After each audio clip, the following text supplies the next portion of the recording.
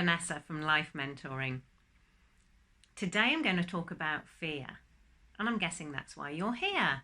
You're here because you have a fear, and that fear is stopping you do something.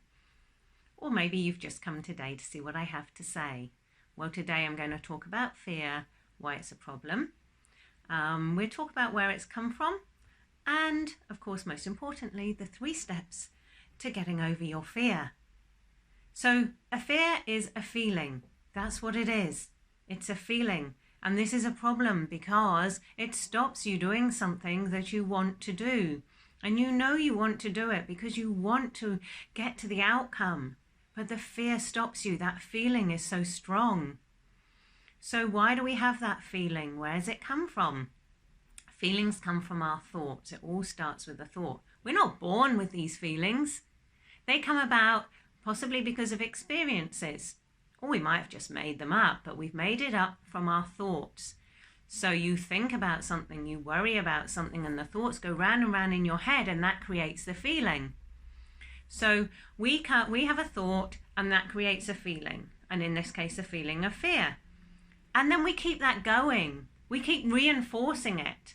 We look for biases, or we totally ignore information to the contrary. If you're, say, afraid of public speaking, one time you might have done a speech and it was perfectly fine, but you might ignore that. Or you might just say, oh, well, that was just a lucky one. The thing is, I don't like public speaking. I'm afraid of it. And what are you afraid of? What's the fear?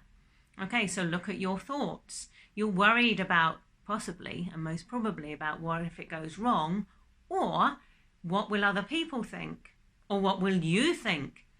You'll berate yourself about it. Oh, you shouldn't, you did that wrong or whatever. You're looking at the negative, what could go wrong. So the 3 steps to overcoming your fear. Firstly is the awareness. So you are aware of your fear. That's the first step. And then have a look at this fear. Have a look at what are the thoughts, what's going on. Are you, giving yourself all this self-talk that's negative about it? Because then you're just keeping it going. So the first step is creating the awareness of the fear and what's going on. Secondly, what we need to do is to remove your old pattern. Now, the old pattern is disempowering. It's come from your thoughts. They're disempowering thoughts. They're looking at the negatives. What could go wrong? What will people say? What will I think? And that's really, really unhelpful.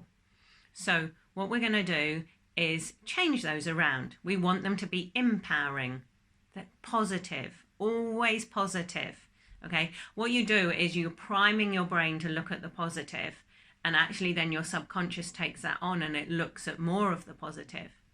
The other thing is your expectations. You're expecting, oh, I need it to be perfect, and you've got this really high expectation, and then on top of that you've got your disempowering thoughts. So what we do then is we reframe it. So that's step 3, is to reframe it. Let us not look for perfection. Let us reframe it. Say it's public speaking.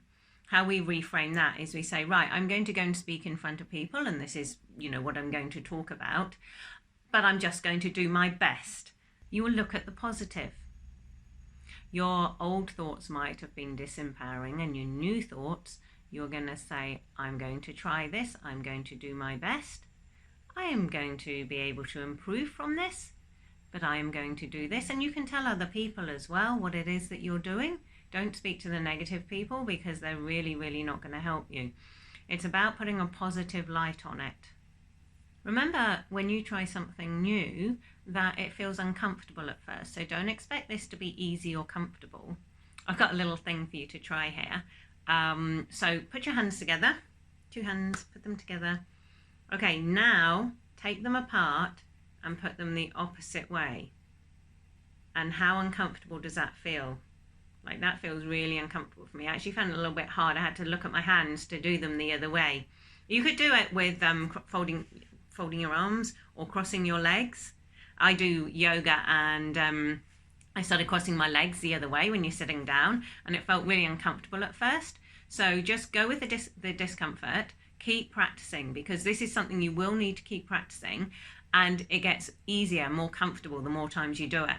So I think it was about maybe 6 weeks of crossing my legs the other way, and now it feels comfortable either way. So I actually don't know anymore which the uncomfortable way is. So that's the key here. It's about practicing. All of these behavior changes and feeling changes and thought changes, they're all about action, and then practice it. So you've got to keep practicing it. Look at the positive. So I'm just going to summarize. We looked at a fear and we said it's a feeling, and the feeling comes from thoughts. If we change the thoughts, we can change the feeling. So the first step, number 1, was awareness. So we have the awareness of the fear and what the thoughts are. The second one is to remove the old pattern and the disempowering thoughts, and to start to look at what the empowering thoughts can be, all the positives.